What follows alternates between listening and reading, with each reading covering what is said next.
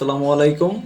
আজকে আমরা medical English question সলিউশনের 2004 সালের অংশটুকু নিয়ে আসছি। দেখো আমাদের প্রথম যে প্রশ্নটা সেটা কি বললো, এই বইগুলো ছাড়া আমার আরও অনেকগুলো বই আছে, বাক্যটির সঠিক ইংরেজি কি হবে? তাহলে এই সেন্টেন্সটার ইংরেজি জানতে চাইছে। তাহলে দেখো আমাদের এখানে প্রথমে কি বললো, besides this books I have many other books. আচ্ছা, এই কোশ্চেনটা সলিউশনের আগে আমি তোমাদের একটু একটা জিনিস ক্লিয়ার করে দিতে চাই। দেখো, the difference between besides and besides, beside versus besides, besides, okay. So দেখো আমি যদি বলি, ওয়েট, দেখো এই যে বিসাইড যে ওয়ার্ডটা দেখতেছে, বিসাইড যেটার সাথে এস নাই, বিসাইড যেটা, এটা মানে বোঝায় যে তোমার পাশে। এটা মানে কি বোঝায়? পাশে, যে ইন ফ্রন্ট অফ ইউ বা এরকম টাইপের, যে কারো পাশে তোমাকে বোঝানো হয়। ওকে। আর বিসাইডস মানে বোঝা হয় যে ব্যতীত, মানে এগুলা ছাড়াও আরও এরকম টাইপের। তাহলে কি বললাম, বিসাইড মানে তোমার আমার পাশে বোঝায়। ঠিক আছে, পাশে মনে করো যে হি স্টে বিসাইড মি, সে আমার পাশে দাঁড়িয়ে আছে। আর বিসাইডস মানে কি, সেটা এগুলা ব্যতীত বা এগুলা ছাড়া আরও কিছু আছে আমাদের বিসাইডস এরকম টাইপের। তাহলে দেখো তোমরা অবশ্যই তাহলে বুঝে গেছো অ্যান্সার কোনটা হবে। আমাদের এখানে বললো যে এই বইগুলো ছাড়া আমার আরও বই আছে, ছাড়া বলছে, ঠিক আছে। তাহলে এখানে বিসাইডস অ্যাপ্রোপ্রিয়েট, নট বিসাইড। এই দেখো তাহলে আমাদের বি নাম্বারে বিসাইড দেওয়া, এটা ভুল। এখানে আসলে দেখো বিসাইড দেওয়া, এখানেও দেখো বিসাইড, বিসাইড মানে পাশে বোঝায়। তিনটাই তোমার সুন্দর মতো ভুল, বাকি থেকে কোনটা একটা কারেক্ট অ্যান্সার। বেসিক্যালি এই প্রশ্নটা তোমার দেওয়াই হয়েছিল তোমাকে, তুমি ট্রান্সলেশন পারো কিনা এটা চেক করার জন্য না, তুমি বিসাইড এবং বিসাইডসের পার্থক্য বোঝো কিনা এটা টেস্ট করার জন্যই তোমাকে এই প্রশ্নটা দিয়েছে। ওকে, সো এটা হবে besides this books I have many other books, আমার আরও অনেক বই আছে। ওকে, আচ্ছা, এরপরে আসো। সো তোমার বিগত সালের প্রশ্নগুলো কিন্তু এইভাবে সলভ করবা। আমি কিন্তু কখনোই যে বিগত সালের প্রশ্ন তুমি কমন পাওয়া বা মুখস্থর আশায় সলভ করা বা এইটাকে আমি কখনোই প্রমোট করি না। আমি অলওয়েজ বলি যে তোমরা মাস্ট বি প্যাটার্ন বুঝবা এবং অপশনগুলো ভালো করে দেখবা। অনেক সময় দেখা যায় যে অপশনগুলোই পরবর্তী বছরে কোশ্চেন হয়ে চলে আসে। ওকে, সো আসো, কি বললো, সায়েন্স ল্যাবরেটরি ঢাকা সিটি কলেজের পূর্বে। ওকে, ভালো কথা। তো এইটার আগে তোমাকে আমি আরেকটু কথা বলে নিই। দেখো, এটা প্রিপোজিশন পার্ট থেকে আসছে। ওকে, সো আমাদের এখানে দেখো কি আছে, এখানে অন আছে।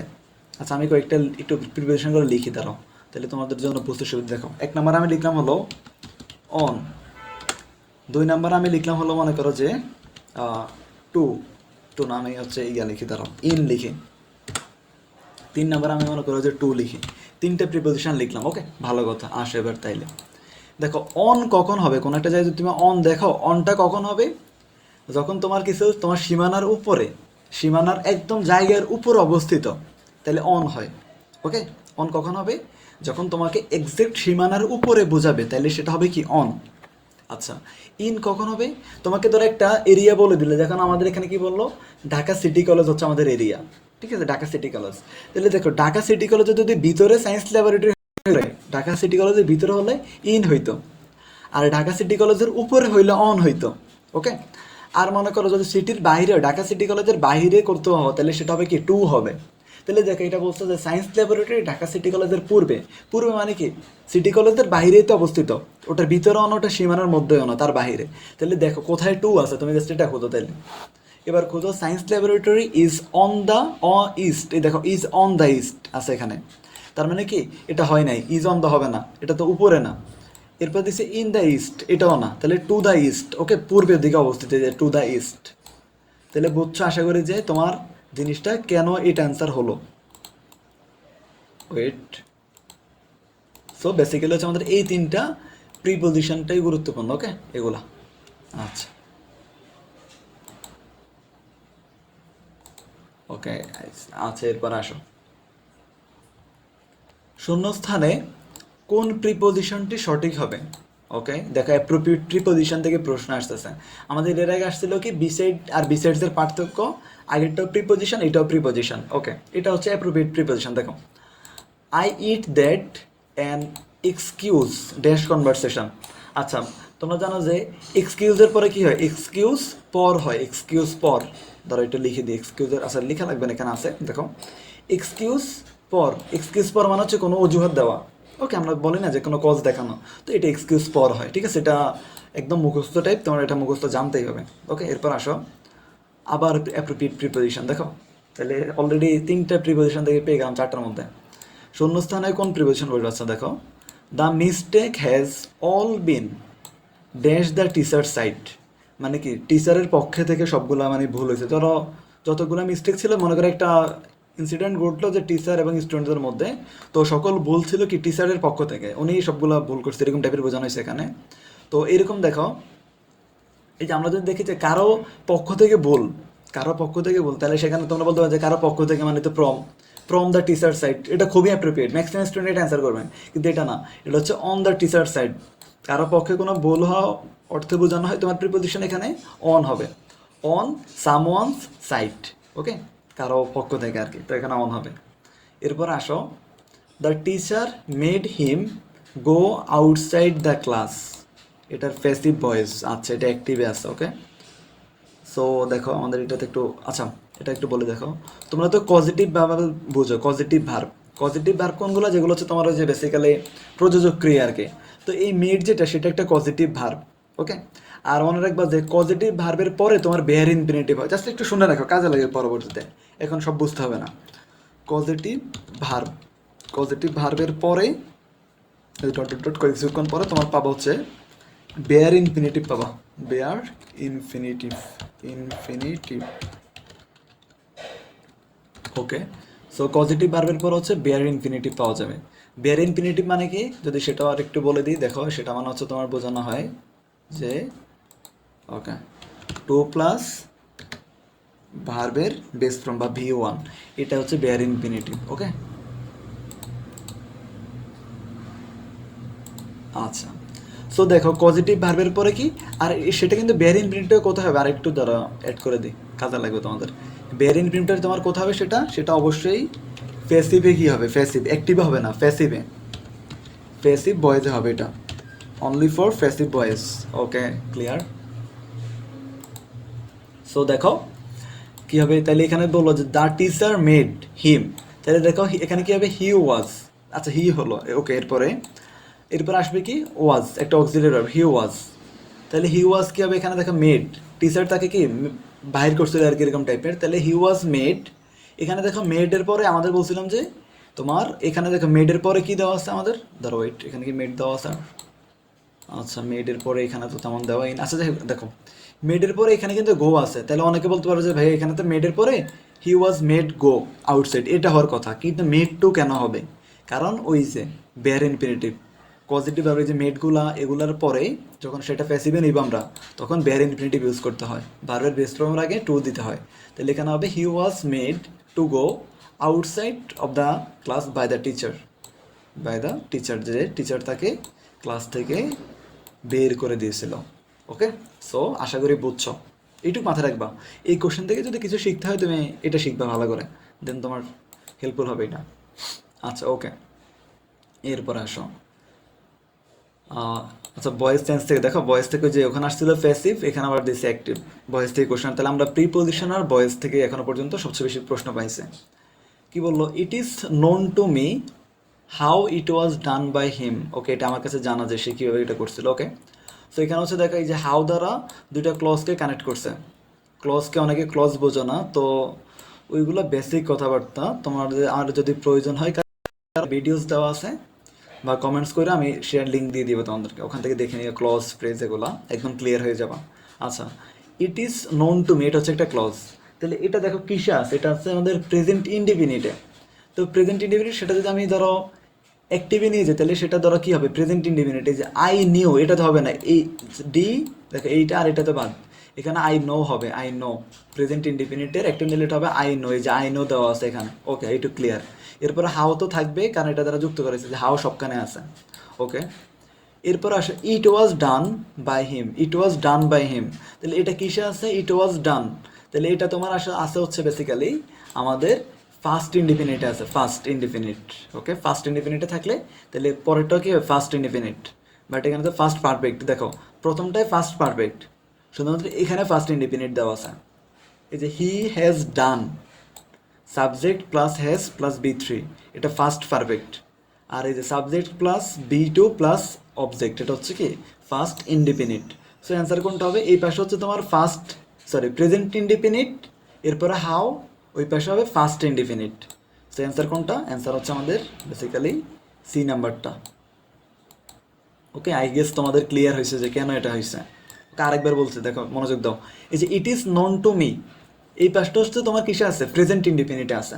সো তোমার এই পাশে প্রেজেন্ট ইনডিফিনিট হবে। অ্যাক্টিভ ভয়েস আর প্যাসিভ ভয়েসের ক্লজের দুই পাশেই তোমার, ওখানে যদি প্যাসিভে তোমার হচ্ছে ধরো প্রেজেন্ট ইনডিফিনিট থাকে, অ্যাক্টিভ বা প্রেজেন্ট ইনডিফিনিট করবা, তাহলে এটা আই নো হলো। এরপর আসে হাউ দিলাম, এরপর হচ্ছে কি ফার্স্ট ইনডিফিনিট করবো, তাহলে এখানে হচ্ছে আমাদের হি ডিড ইট। ওকে, আচ্ছা এরপর আসো, আর দেরি না করে তোমার ধূমপান ছেড়ে দেওয়া উচিত। ওকে, ভালো কথা, উচিত। তাহলে দেখো এখানে হচ্ছে একটা স্ট্রাকচার হবে। এখানে দেখো আমি যদি বলি এখানে, তাইলে কি হবে যে তোমার ধূমপান ছেড়ে দেওয়া উচিত। ওকে, সো প্রথম হবে কি সাবজেক্ট, যে ইউ শুড। আচ্ছা, শুডের পরে কি হবে? ভার্বের বেস ফর্ম, যে give up, you should give up smoking without delay. আচ্ছা, এটা সবচেয়ে কারেক্ট। এই যে উইদাউট ডিলে, এটা ভুল, এটা হবে না। ফার্স্ট হচ্ছে আমাদের ইউ দিয়ে শুরু করা উচিত ছিল সাবজেক্ট। আর এখানে বলছে passing no time, more time. আচ্ছা, এগুলো না, পাসিং নো মোর টাইম না, যে উইদাউট ডিলে, কোনো দেরি না করে ছেড়ে দেওয়া উচিত। সো অ্যান্সার কোনটা আমাদের? এই নাম্বারটা সবচেয়ে অ্যাপ্রোপ্রিয়েট এখানে সবগুলোর মধ্যে, যে you should give up smoking without delay. Okay, এরপর আসো, শূন্যস্থানে কোনটা হবে? যে he was nearly dead the time he got back home. এটাও অ্যাপ্রোপ্রিয়েট প্রিপোজিশন। দেখো দেখো, এই যে ড্যাশ দ্য টাইম, এখানে হচ্ছে কি হয় জানো? By the time. এটা সবচেয়ে কমন, বুঝছো? বাই দ্য টাইম ফ্রেজটা হচ্ছে সবচেয়ে বেশি কমন প্রচলিত ব্যবহার হয়। যে বাই দ্য টাইম, কোনো সময় বোঝালে এটা বাই দ্য টাইমই হয় অ্যাপ্রোপ্রিয়েটের ক্ষেত্রে, প্রিপোজিশনের ক্ষেত্রে।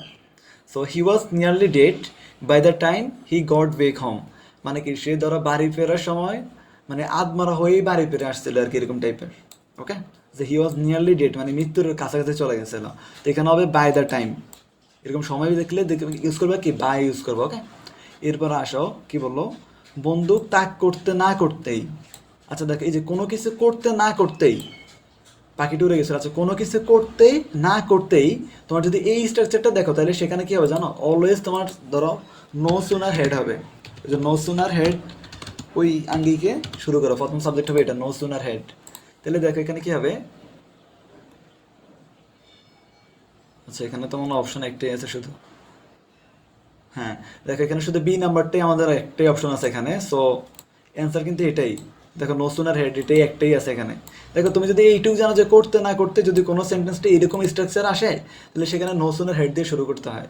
তাহলে তোমার আর কিছু জানারই দরকার নেই। দেখছো কত সহজ প্রশ্ন এগুলো। সো এখানে কি হবে? No sooner head.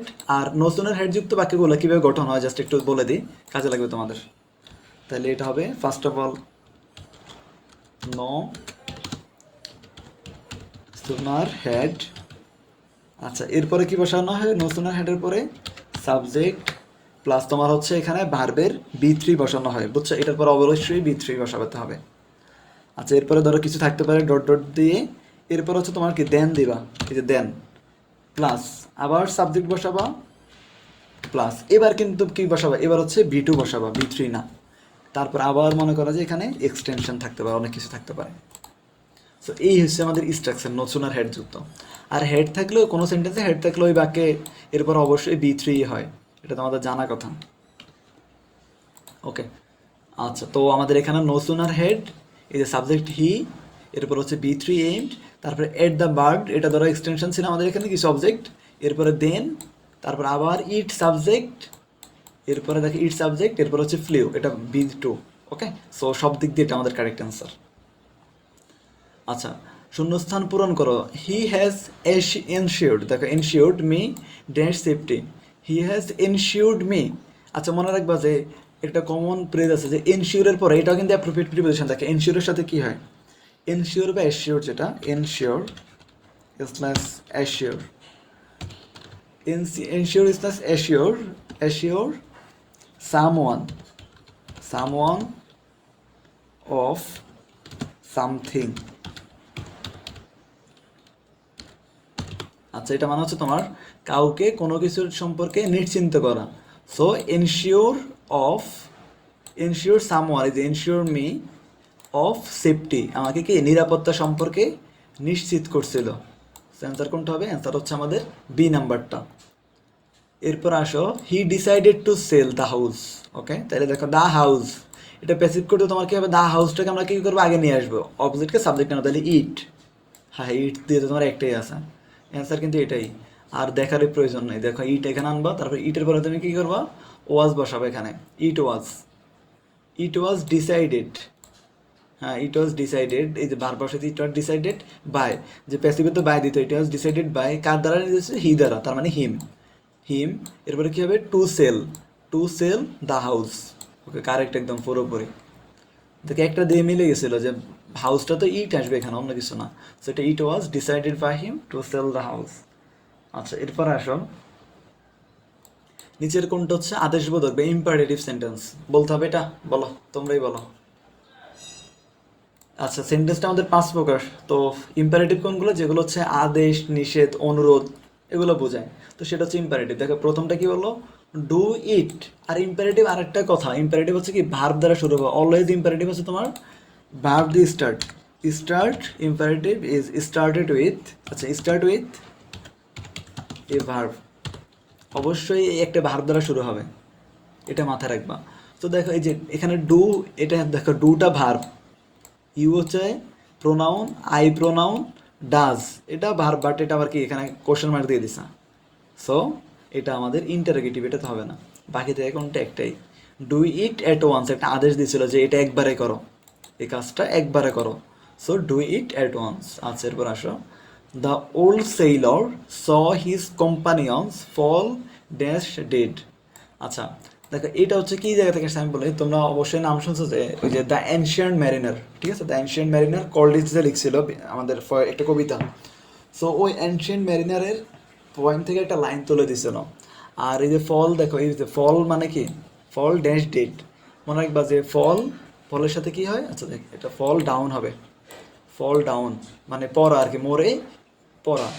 সো এখানে বাংলা যদি করি দেখো কি হবে, দ্য ওল্ড সেলার, বৃদ্ধ নাবিক দেখতেছিল, হিজ কম্পানিয়ন্স, তার সঙ্গীরা, মোরে মাটিতে লুটিয়ে পড়তেছে, এরকম টাইপের। তো ফল ডাউন মানে হচ্ছে মাটিতে লুটিয়ে পড়া, ধরো কেউ মারা গেছে, মারা যাওয়ার পরে সে মাটিতে পড়তেছে, ধরো কাউকে গুলি করা হলো, গুলি খেয়ে সে কি fall down to the street, মানে কি সে মাটির মধ্যে বা রাস্তার মধ্যে লুটিয়ে পড়ছিল, সেখানে ফল ডাউন হয় অলওয়েজ। ওকে, আশা করি মনে থাকবে। এরপর আসো কি বললো, ইকুইভোকাল। ইকুইভোকাল শব্দের বিপরীত শব্দ কোনটা, আচ্ছা ইকুইভোকাল, এটা মানে হচ্ছে তোমার অস্বচ্ছ বা সন্দেহজনক এরকম টাইপের, মানে যেটা ক্লিয়ার না, বেসিক্যালি ক্লিয়ার না এরকম টাইপের ইকুইভোকালটা। সো যেটা অস্বচ্ছ, তাহলে এটার বিপরীত কি হবে, অবশ্যই ক্লিয়ার। তো বলে দিছে যে ইকুইভোকাল মানে ক্লিয়ার না, তাহলে এটার বিপরীত কোনটা, ক্লিয়ার। আর এই যে অ্যাজিওর মানে এটা মাথায় রাখতে পারে, এটা মানে হচ্ছে আকাশে নীল টাইপের একটা কালার বোঝা, আকাশে নীল। কোয়েট মানে তো শান্ত বা চুপ, আর মিস্টেকেন মানে কি ভুল। ওকে, আচ্ছা এরপর আসো স্যাংশন। স্যাংশন শব্দের হচ্ছে তোমার অর্থ কি স্যাংশন, আচ্ছা দেখো স্যাংশনের হচ্ছে দুইটা অর্থ হয়। একটা হচ্ছে যে তুমি কাউকে কোনো একটা কাগজ বা ডকুমেন্টস তুমি সত্যায়িত করে দিছো, মানে ধরো এটাকে তুমি লিগেল করে দিলা যে কোনো একটা জিনিসকে, এটা হচ্ছে একটা স্যাংশনের অর্থ। আরেকটা হচ্ছে যে নিষেধাজ্ঞা দেওয়া, আমরা যে প্রায় সময় শুনে যে আমেরিকা চীনের উপরে স্যাংশন দিয়েছে বা রাশিয়ার উপর স্যাংশন আরোপ করছে, ওই স্যাংশন মানে হচ্ছে নিষেধাজ্ঞা দেওয়া। সেই যে প্রোহিবিট মানে হচ্ছে নিষেধাজ্ঞা, আবার অথরাইজেশন মানে হচ্ছে কি তোমার কোনো কিছুকে সত্যায়িত করা। তো এখানে অথরাইজেশনটা আই গেস বেটার অপশন, স্যাংশনের অথরাইজেশন। আর দুইটা নাউন সুন্দর মতো মিলে যায়, দুইটাই নাউন ফর্মে আছে, স্যাংশনও নাউন ফর্মে, এটাও নাউন ফর্মে আছে। সো স্যাংশনের শব্দের অর্থ authorisation, I guess more correct. Okay, so এটা হচ্ছে আমাদের আজকের ক্লাস ছিল। তোমরা আশা করি সবগুলো কোশ্চেন সুন্দর মতো ধরতে পারছো। তো যদি আমি সাম আপ করে দিই, যে একটু সাম আপ ক্লাস, সেখানে আমরা ভয়েস চেঞ্জ থেকে প্রশ্ন পাইছিলাম, অ্যাপ্রোপ্রিয়েট প্রিপোজিশন থেকে অনেকগুলো পাইছি, আমরা সিনোনিম অ্যান্টোনিম পাইছিলাম, আমরা এরপর হচ্ছে সেন্টেন্স কারেকশন এগুলো পাইছি। হ্যাঁ, voice, appropriate preposition, synonym antonym, এই তিনটা টপিক সবচেয়ে বেশি পরিমাণ আসছে 2004 সালে। সো দেন হচ্ছে যদি এইভাবে আমাদের সাথে তোমরা কন্টিনিউ করতে চাও, তাহলে হচ্ছে ভাইয়ের এই নাম্বারে নক দিবা, দিয়ে হচ্ছে আমাদের এই যে মেডি ইংলিশ ফুল কোর্সে তুমি এনরোল হয়ে যাবা। এই কোর্সটা তুমি যদি ট্রাস্ট করো যে আমাদের one of the best course in Bangladesh, সবচেয়ে বাংলাদেশের মেডি ইংলিশের জন্য বেস্ট কোর্স এটা। আমি এখানে শুধু যে তোমাদেরকে ক্লাস প্রোভাইড, কেউ যদি শুধু ক্লাস করার জন্য ভর্তি হও, তোমার ভর্তি হওয়ার দরকার নেই, আমি প্রি ক্লাস দিচ্ছি, তুমি ওইটা করো, দরকার নেই ক্লাস নেওয়ার জন্য। তুমি এখানে হচ্ছে বেসিক্যালি আমি ক্লাস নিব এবং এক্সামগুলো আমি ওইভাবে সেট করবো যে তুমি আরও যাতে এক্সাম থেকেও তুমি শিখতে পারো। আমি এইভাবে তোমাকে গড়ে তুলবো এবং হচ্ছে আমার গাইডলাইনের মধ্যে থাকবা। কেউ যারা হচ্ছে আমার পরীক্ষায় যে ফার্স্ট হবা অলওয়েজ, আমি তোমাকে প্রতি পরীক্ষা পড়বো, আমি কয়েকটা মাসিক একটা পরীক্ষা নেব। যারা ফার্স্ট হবে প্রথম 10 জনকে আমি টি শার্ট দেবো, সবার জন্য একটা করে টি শার্ট আমি পাঠাবো। আর যারা আবার ধরো একদম খারাপ করবো শেষে একদম 5 জন যারা মনে করো যে পুরো মাস আমি পরীক্ষা নিচ্ছি, কেউ পরীক্ষা দিচ্ছে না, পরীক্ষা 2টা দিয়েছি, একটা দেয় নাই, আমি ওকে ওই মাসেই কোর্স থেকে বের করে দেবো। আমার ওইখানে তোমার দিয়ে কোনো দরকার নাই। আমার যদি স্টুডেন্ট 5 জন হয়, আমি মনে করি যাতে 5 জনই মেডিকেল ইংলিশে মনে করো যে 14-15 করে নাম্বার পায়, বা 14-15 না হোক 13 পায় সে অন্তত। ওকে, যে 15 আমি বলবো না যে আমার কোর্সটা একদম 15/15 পাবা, এগুলো আমি বলি না, এসব সস্তা কথা, মোটিভেশন।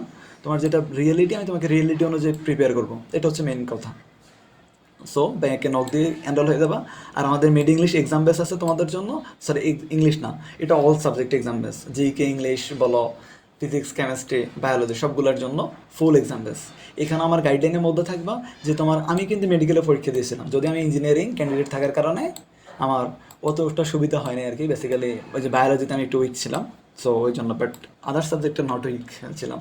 সো বায়োলজির কারণে আমার তাও 5-6 নাম্বারের জন্য হয় নাই, বেশি নাম্বারের ডিফারেন্স ছিলাম। ওকে, সো আচ্ছা যাই হোক, তো আমি অন্তত নিজে তো যেহেতু প্রিপারেশন নিয়েছি, তো আমার গ্যাপগুলো আমি তোমাদেরকে বলতে পারো যে এই কাজগুলো করলে তোমার হচ্ছে অবশ্যই চান্স হবে, আর এই কাজগুলো করলে তোমার চান্স হবে না। সো আই গেস ওটা আমি অ্যাটলিস্ট জানি। সো ওই গাইডলাইনটার মধ্যে থাকবা আর এক্সাম দিবা শুরু থেকে, তাইলে তোমার আশা করা যায় যে একটা ভালো মেডিকেলে চান্স পাবা। ধরো লাস্ট 1 মিনিট একটা কথা বলে দিই, দেখো তুমি গ্রুপ সাবজেক্টের ক্ষেত্রে কী কী পড়বা। গ্রুপ সাবজেক্টে তুমি হচ্ছে ফার্স্ট অফ অল প্রায়োরিটি থাকবে, মনে করো যে তোমাকে এখানে টিচার না, তোমার ভাই হিসেবে সাজেশন দিচ্ছি, সেটা হচ্ছে 1 নাম্বার তুমি হচ্ছে অনুশীলনী, যেটার উপর কোনো কিছু গুরুত্ব নাই। তুমি ফিজিক্স কেমিস্ট্রি বায়োলজির অনুশীলনী সব রাইটারে শেষ করবা। অনুশীলনী কোশ্চেন ব্যাংক পাওয়া যায় 18 নোট বাসের, ওটা নিবা, শেষ করবা। একদম অ্যাকুরেসি তোমার 100% থাকতে হবে এখানে। তারপরে সেকেন্ড কাজ হচ্ছে তুমি বিগত সালের প্রশ্ন, এটা পুরোপুরি একদম ক্লিয়ার করে করে প্রত্যেকটা অপশন ধরে ধরে তুমি সবগুলো সাবজেক্টে শেষ করবা। এই গেলো তোমার 2 নাম্বার স্টেজ। 3 নাম্বারে তুমি কী করবা, দাগানো লাইনগুলো, যেগুলো তোমার ইম্পর্টেন্ট দাগানো লাইন মার্কিং রেড কালার যেগুলো, ওগুলো তুমি সবার আগে ফার্স্টলি শেষ করবা। এই 3টা কাজ করার পরে তোমার গ্রুপ সাবজেক্টে প্রিপারেশন মনে করো যে 90% ডান। তোমার এইটুকুই তোমার হচ্ছে স্টুডেন্টরা করতে পারে না, বুঝছো? যারা এইটুকু করতে পারে তারই 90% প্রিপারেশন ডান হয়ে যায়। এরপরে তুমি জিকে ইংলিশে প্রায়োরিটি দেবে এই 3টার পরে। দেন তারপরে যদি তোমার হাতে টাইম থাকে, তুমি কী করবা, তোমার যে এক্সাম দেওয়ার পরে যেই টপিকগুলোতে তোমার ভুল হচ্ছে ওগুলো বারবার দেখবা। সাথে হচ্ছে মূল বইটা এবার তুমি পারলে শুরু থেকে কনসেপ্ট ক্লিয়ার করে রিডিং করো, যদি তোমার হাতে ওইটুকু টাইম থাকে। বাট এর আগে যদি তুমি অনুশীলনী, বিগত সালের প্রশ্ন, দাগানো লাইন, ইম্পর্টেন্ট রেড মার্কিংগুলো আর জিকে ইংলিশের একটা ভালো প্রিপারেশন তুলতে পারো, তোমার 100% আমি লিখিত দেবো যে তোমার চান্স হবে, যদি তোমার তাকদিরে থাকে, এটা 100%। ওকে, কেউ আমাকে বলতে পারে যে ভাই আপনার এই কাজগুলো, এই কথাগুলো আমি আনছি, মেনে চলার পরেও আমার চান্স হয়নি, এরকম কেউ যদি পাও আমাকে বললো যে ভাই চান্স হয়নি, আমি তোমার প্রাইভেটে পড়াবো প্রয়োজনে, যদিও মানে ওটা পড়াবো, ওটা পরে হিসাব, মানে এটা পসিবল না, ঠিক আছে? এটুকু করে চান্স পাবে, এটুকু সবাই করতে পারে না। ওকে, আচ্ছা, তো আজকে ক্লাসটি পর্যন্তই, ভালো থাকবে, আল্লাহ হাফেজ।